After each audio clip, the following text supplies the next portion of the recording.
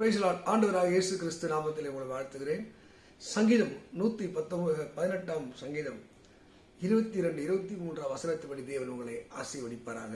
அதில் ஆகாது என்று தள்ளின கல்லே மூளைக்கு தலைகளாயிற்று, கர்த்தராலாயிற்று, நம்முடைய கண்களுக்கெல்லாம் ஆச்சரியமாயிற்று. ஆகாது என்று தள்ளப்பட்ட ஒரு கல். இன்னைக்கு அநேக மக்கள் இந்த பூமியிலே தள்ளப்பட்டவர்களாய், கைவிடப்பட்டவர்களாய், ஒதுக்கப்பட்டவர்களாய், புறக்கணிக்கப்பட்டவர்களாக இருக்கிற மக்களை தான் தேவன் எடுத்து அவர் சிறந்தவர்களாக மாற்றுகிறார். அதுக்கு உதாரணம் பேதுரு தான். பேதுருவை மத்திய 16:18 சொல்லுகிறார், இறைவனுடைய வெளிச்சத்தை யார் பெறுகிறார்களோ, தேவ வல்லமை யார் பெறுகிறார்களோ, தேவனுக்குரியவைகளை யார் சிந்திக்கிறார்களோ அவர்கள் எந்த மனிதனாக இருந்தாலும் அவங்களை பிரகாசிக்கிறார். யோவான் 1:9 படி உலகத்திலே வந்து எந்த மனிதனையும் பிரகாசிக்கிற ஒளி அந்த மெய்யான ஒளி. தேவ மக்களை, நீங்கள் பிரகாசிக்க வேண்டும் என்றால் கடவுள் தேவன் உங்கள் கையில் எடுத்து உங்களை பயன்படுத்த வேண்டும்.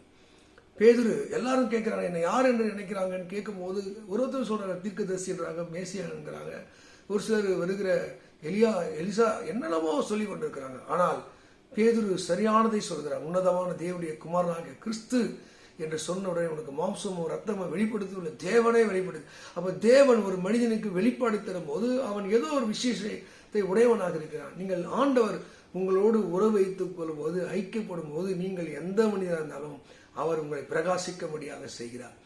பேதுரு என்ற வார்த்தைக்கு பாறை என்ற அர்த்தம், கேவா அப்படி என்ற அர்த்தம். ஆனால் அந்த பேதுரு என்ற பேர் மாற்ற ஒரிஜினல் பேரே அவன் பேர் சீமோன். சீமோன் என்றால் நாணல் என்ற அர்த்தம், பலன் இல்லாதன்னு அர்த்தம். நீ பலன் இல்லையா, உறுதி இல்லாதவனா இருக்கிறியா, தேவனோடு இணையும் போது, தேவ வார்த்தை கேட்கும் போது கர்த்தர் உன்னை அழகான பாறையாய், உறுதியுள்ள பாறையாக மாற்றுகிறார். இதைத்தான் இங்கே சொல்கிற யார் எந்த மணி கர்த்தரை சார்ந்து வருகிறார்களோ அவர் என்னதான் ஆகாதுன்னு தன்னை ரோட்ல கிடக்கிற சாதாரண கல்லா இருந்தாலும், பிரயோஜனம் இல்லாத மனுஷனா இருந்தாலும் அவர்களை சிறந்தவர்களாக மாற்றுவதற்கு அவர் வல்லவராக இருக்கிறார். பைபிள்ல பல கல்லுகள், பிரயோஜனம் இல்லாத கல்லுகள், பிரயோஜனம் உள்ள கல் எத்தனையோ இருக்கிறதுங்க. நீங்க யோவான் சுவிசேஷம் 11:39 படிக்கும் போது லாசரு என்கிறவன் மரித்து குகையில வைத்து ஒரு பெரிய கல்லை போட்டு புரட்டி விட்டார்கள். ஆண்டவர் அற்புதம் செய்ய வரும்போது அந்த கல் தடையா இருக்கு. தடையான கல். ஒரு குடும்பத்தை எத்தனையோ பேர் தேவன் கிரியை செய்வதற்கு தடையா இருக்கிற மக்கள் உண்டு. தடையான கல், பெருமை என்ற தடை, பாவம் என்ற தடை, அங்கே கீழ்ப்படியா என்ற தடை, பக்தி இல்லாத தடை, ஜெபிக்காத தடை, அநேகர் வாழ்க்கையில் தடை. ஆனால் தான் ஆண்டவரால் அற்புதம் செய்யப்படும். அந்த தடை கல்லை எந்த மனிதன் எடுத்து போடுகிறானோ, ஒரு பாவியான மனுஷன் அவன் மிகுந்த நன்மையை தடுக்கிறான், கெடுக்கிறவனா இருக்கிறான். ஒரு பாவி வீட்டில் இருந்தா போதும், ரட்சிக்கப்படாத, மனம் திரும்பாத, தெய்வ பயம் இல்லாதவன் எந்த வீட்டில் இருக்கிறானோ அந்த வீட்டுக்கு வர வேண்டிய ஆசீர்வாதம் தடைபட ஆரம்பிக்கிறது. அங்கே மார்த்தாளை போல எத்தனையோ பேர் தடுக்கிறாங்க. ஆனா வேணாண்டவரை எடுத்தால் நாரும் என்று. அப்போ தடை என்ற கல்லை நீக்கினால் ஒழிய மகிமையை அங்க பார்க்க முடியும். அந்த மரித்து போன உடலுக்குள்ள ஒரு ஜீவன் வரும். அருமையான தேவ மக்களை, கர்த்தர் உங்களை ஆசிரியர் முதல் தடை என்ற கல். ஒரு சிலருக்கு தடை மாத்திரம் இல்லாங்க, கீழ்ப்படியாத கல். அவன் ஆண்டவருடைய வார்த்தைக்கு கீழ்ப்படியாத. ஆதியாகம புத்தகத்துல 19:26 வசனத்துல நீங்க படிச்சு பாத்தீங்கன்னா அங்க லோத்து ஓடி போன்றார். இந்த பூமி நிக்காத, பொல்லாத பூமி. நம்ம பாவத்தை விட்டு ஓடி போகணும், விக்கிரகத்தை விட்டு ஓடி போகணும், விபச்சார வேசித்தன மக்கள் விட்டு ஓடி போகணும். நம்ம அவங்களோடு ஒத்து உடைத்து கொண்டு, அவங்களோடு ஐக்கியப்பட்டு கொண்டு பரிசுத்தம் வாழ முடியாது. விலகுன்னு சொல்றதெல்லாம் விலகணும். ஆனால் இந்த லோத்துவோட மனைவியை ஓடிக்கொண்டே இருக்காங்க. திடீர்னு லோத்து மனைவிக்கு ஒரு ஆசை, ஐயோ விட்டு வந்த சொத்து சுகம் என்னாச்சோ, தேவட வார்த்தைக்கு கீழ்ப்படியாம போனதால அவ கீழ்ப்படியாத கல்லா மாட்டா, யூஸ் இல்லாத கல்லா மாறிட்டா. அந்த கல்லில் எதுவே பண்ண முடியாது. மக்களே, இன்னைக்கு அநேகர் வாழ்க்கையில கல்லாக மாறி போனதுக்கு, புரோதம் இல்லாத மாறி போனதுக்கு, கடினமான கல்லாய் அவர் இதயம் கல்லான இதயமானு சொன்னார. நிறைய பேர் இதயம் கடினமான கல்லான இதயம் மாறி போனதற்கு தேவ சட்டத்துக்கு கீழ்ப்படியாமல் போனதுனால. அதனால தாங்க அந்த ஒரு பெண்ணுடைய கீழ்ப்படியாமினால்தான் 2 பாவமான சந்ததி.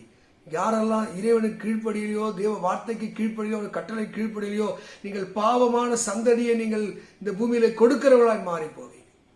ரொம்ப ஜாக்கிரதையா இருக்கும். ஆண்டவர் நம்மை பிரயோஜனமுள்ளவர்களாய் வைக்க விரும்புகிறார். ஆகாது என்ற தள்ளின கல்லை தான் அவர் மூளைக்கு தலைகளாய் மாற்றுகிறார். இதே 1 பேதுரு 2:4-7 வசனத்தை படிக்கும் போது இந்த ஆகாது என்ற தள்ளின கல்ல அவர் ஜீவன் உள்ள கல்லா மாற்றுகிறார். உங்களுக்கு உயிர், கல்லுக்கு உயிர் வந்துடுறாங்க. நீ சாதாரண மனுஷன் தானே, உனக்கு உயிர் வந்துடும். பாடுவேன், செபிப்பேன், பிரசங்கம் பண்ணுவேன், ஊழியம் பண்ணுவேன், பிறருக்கு பிரயோஜனமா மாற்றுவேன், வியாபாரியா மாறுவேன், மக்களால் மதிக்கப்படக்கூடியவனாக மாறும். இந்த சாதாரண கல் அது உயிருள்ள கல்லாக மாறும். இது ஆண்டரால மாத்திரம்தான் முடியும். அற்புதமான மனுஷனா மாறிடுவேன், அற்புதமான கல்லா மாறிடுவேன், பிரயோஜனம் உள்ள மனுஷனா மாறிடுவேன். என்ன கூட நம்ம சொல்லிக்கிட்டே போனா நீங்க ஏசாயா 54:11 படிச்சு பார்த்தீங்கன்னா, அங்கே ஒரு கல், பெருங்காற்றில் அடிபட்டவளே, தேற்றவளே, கைவிடப்பட்டவளே, உன் கல்லுகளை நான் பிரகாசிக்கும்படியா செய்வேன். நீங்கள் ஜொலிக்க ஆரம்பிச்சிருவீங்க, மகிமைப்படக்கூடியவளை மாறிடுவீங்க.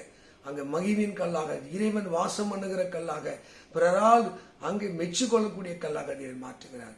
உன்னை தேவ மக்களே, நீ எந்த நிலைமையில் இருந்தாலும் இயேசுவே என்னை கூப்பிடும் போது உன் கல்லுகளை அவர் பிரகாசிக்க முடியாது. உன் கல்லுகளுக்கு ஜீவனாய் உன் கல்லுகளை எடுத்து உபயோகப்படுத்துகிற கல்லாக மாற்றுவார். ஒருவேளை கீழே கிடந்த சாதாரண கல்லா இருக்கலாம், எல்லாரும் துடைத்து போடு அழுக்கான கந்தை போல் இருக்கலாம். ஆண்டவருடைய சமூகத்திலே நீங்கள் ஒப்பு கொடுத்து, ஆண்டவரே என்னை ஆசீர்வதி சொல்லுகிறார், உன் கல்லுகள் எல்லாம் அவர் பிரகாசிக்க பண்ணுவார்.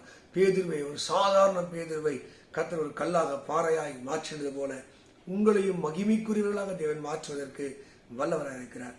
சங்கீதம் 118:22 படி கர்த்தர் உங்களை ஆசீர்வதித்து, விலையேற பெற்ற கல்லை நான் சீயோனில் வைக்கிறேன், விலையோறு பெற்ற கல்லாக சீயோனாக தேவனுடைய மகிமையிலே, தேவ ஆலயத்திலே, பரலோகத்தை கர்த்தர் வைத்து உங்களை ஆசீர்வதிப்பார். God bless you. God bless you.